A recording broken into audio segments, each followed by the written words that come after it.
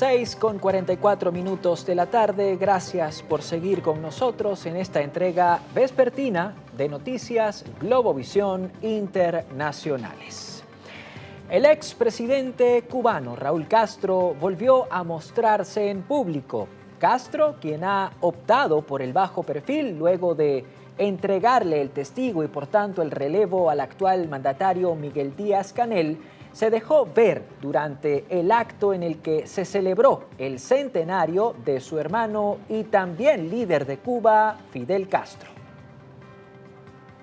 Raúl Castro, expresidente de Cuba y que no había sido visto en público desde hacía varios meses, reapareció el jueves en un acto en La Habana con motivo del centenario del nacimiento de su hermano Fidel. Castro, de 95 años, estuvo en la primera fila del Teatro Karl Marx de La Habana, sede del acto, junto a la viuda de Fidel, Dalia Soto del Valle, quien rara vez se muestra en actos públicos. El hermano menor del difunto Fidel Castro fue acusado en mayo en Miami por la muerte de 4 estadounidenses en el derribo de 2 avionetas de un grupo anticastrista en 1996, cuando Raúl era ministro de Defensa. Aunque no ocupa ningún cargo en el gobierno ni en el partido, Castro conserva un papel importante en las decisiones políticas y tiene la lealtad de las Fuerzas Armadas. En el homenaje a Fidel participaron el presidente Miguel Díaz-Canel y la cúpula del gobernante Partido Comunista.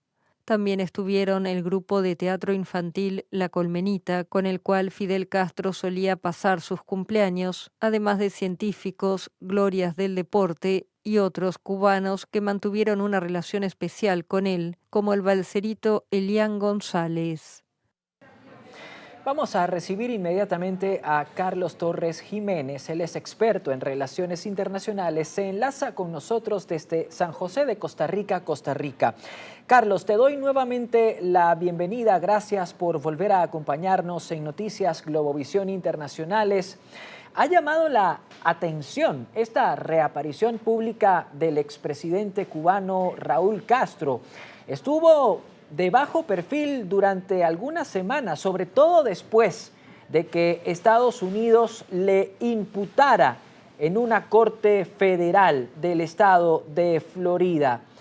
¿A qué se debe ese bajo perfil? ¿A la acusación que se le presentó en Florida o hay otras razones para que Raúl Castro esté un poco alejado de las cámaras y de los focos? Bienvenido. Bueno, muchas gracias por la invitación. Arranquemos con el factor particular. Y sí, el primer elemento por el cual él no se presenta públicamente y por el cual no es la figura tan grande de la revolución que él había sido, se había vendido como, pasa por 2 factores. El primero, especialmente clave, tiene que ver con esta acusación federal que hicieron en Florida ya hace algunas semanas, con el propósito de acusarlo por un crimen de asesinato a la famosa organización que en 1996 quería llevar ayuda humanitaria a Cuba. Y esto es una cosa que ha hecho que él, por ejemplo, baje mucho el perfil. Pero el segundo factor, y es uno que deberíamos considerar, es posiblemente ante la situación de crisis que vive la isla, en términos no solamente económicos, sino humanitarios, y la delicada relación de negociación que se está llevando entre La Habana y Washington en las últimas semanas, o en los últimos meses más bien, él es una figura que de pronto distorsiona el diálogo, distorsiona cualquier posibilidad de acuerdo. Entonces eso lo lleva a que no tenga la presencia que ha tenido tradicionalmente. Por último, y tenemos que decirlo abiertamente, él no tiene la simpatía de su hermano Fidel, él no es lo carismático que Fidel, y además ya es una persona de 95 años, que bueno, hay pocos en el mundo con 95 años que se atreverían a tener esas salidas internacionales, y mucho menos alguien que no tiene el carisma, el poder y el simbolismo que tenía su hermano. Nosotros quisiéramos saber además, ya que estamos hablando de Raúl Castro y que acabas de mencionar la compleja, sí, vamos a llamarla así, compleja negociación entre Washington y La Habana. Quisiéramos consultarte por el papel del nieto de Raúl Castro, quien, según algunos, podría ser incluso el sucesor de Miguel Díaz Canel. De hecho, se dice que es el nieto de Raúl Castro quien estaría conversando directamente con la administración de Donald Trump. Esta ausencia en lo público de Raúl Castro también tendría como intención no hacerle sombra a su nieto en este proceso de negociación directa con los Estados Unidos.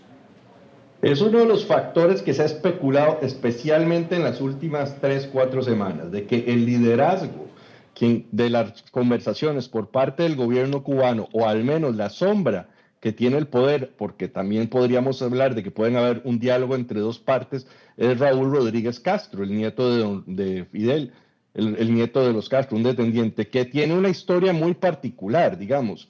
En la vida es una de las personas que está más ligadas y centralizadas a la corporación cubana en Besa, que es la que maneja, digamos, las inversiones extranjeras del régimen, y se ha hecho verdaderamente rico. Entonces, en esa línea, Washington sigue algo que ya vieron ustedes en Venezuela, que es el pragmatismo de alguien que de alguna forma u otra puede administrar una transición mientras llegan condiciones para algo distinto. Hay cosas que son un poco diferentes, por supuesto, con Venezuela, pero la figura de esta persona familiar de los Castro es definitivamente un factor clave que podría de alguna forma u otra ayudar a generar alguna transición de alguna forma más suave y menos atolondrada, que podría ser, digamos, generar algún tipo de revolución o generar algún tipo de golpes entre los estados, dentro del estatus, dentro de los principales líderes cubanos en La Habana, porque esto podría generarle a Washington eventualmente una situación de crisis humanitaria como han ocurrido anteriormente. Ante este escenario, la desaparición de Raúl Castro ante la participación de su nieto podría ser algo que se esté también manejando de alguna forma, y no estaría extraño de que de alguna forma exista alguna fórmula en donde haya esa transición, pueda de alguna forma u otra liberarse de alguna culpa a don Raúl Castro en tribunales norteamericanos, y adicionalmente ir hablando de algún tipo de movilización hacia el futuro con la participación no solamente de los cubanos a lo interno de Cuba, sino aquellos que se puedan encontrar en Miami y en otras latitudes. Justamente eso último que mencionas, Carlos, quisiera rescatarlo. Acabas de mencionar a los cubanos que se encuentran en el exilio y acabas de resaltar a los cubanos que están exiliados en Miami, en el estado de Florida.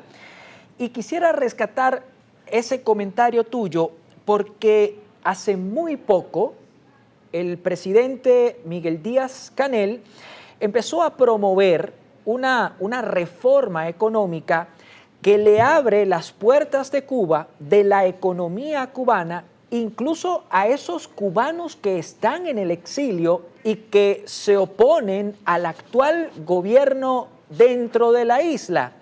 Entonces, quisiera saber si en tu opinión consideras que la transición económica en Cuba se está dando desde ya y que va a preceder o podría preceder a la transición política.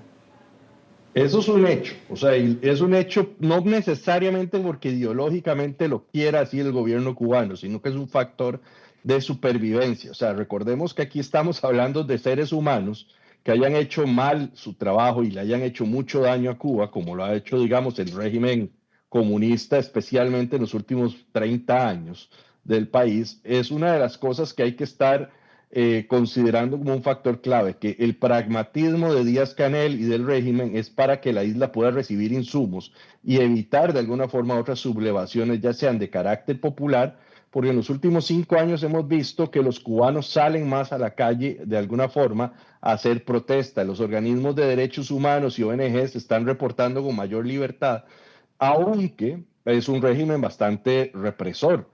Y entonces, ante esta realidad, la apertura a aquellos enemigos que se encuentran percibidos por La Habana en Miami a invertir es una medida para la supervivencia. Ahora, tenemos también que tener alguna cosa. Con la muerte de Fidel Castro y una gran cantidad de personas a ambos lados del estrecho, del Golfo el Golfo de México, en donde se encuentran ambos, han estado muriendo generaciones enteras que sí vivieron y que ven con una significación mucho más fuerte el tema de la Revolución Cubana.